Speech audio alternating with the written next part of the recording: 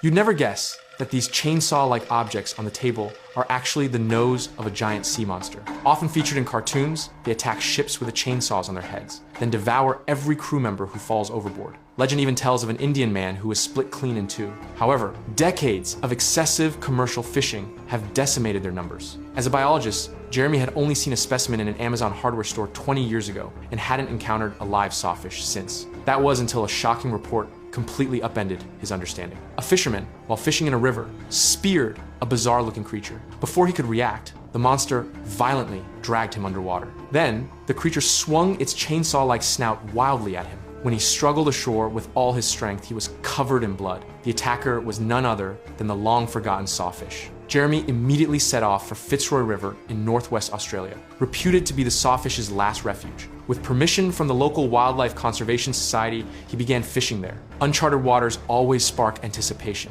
Before long, his rod began to flex, but what he reeled in was merely a crab. Jeremy reluctantly released it back into the river. Shortly after, his rod stirred again. This time, the rod bent dramatically clearly. A large fish had taken the bait. Minutes later, a baby bull shark was hauled from the water. Though only 5 feet long, it displayed fierce aggression. Like bull sharks, sawfish are among the few marine species capable of adapting to freshwater environments. After releasing the fish, Jeremy visited Douglas at the local Fishing Hall of Fame. 40 years prior, Douglas had witnessed a giant sawfish hunting in shallow waters. Amidst a school of mullet, an 8-foot sawfish suddenly appeared, violently sweeping its saw-like snout back and forth through the fish, creating a scene of extreme ferocity. Douglas also warned him that if ever encountering a sawfish in shallow waters, one must never attempt to grab it immediately. The massive saw blade on its head is far sharper than any knife. This peculiar creature deeply captivated Jeremy, and on his way back, he actually encountered a live sawfish.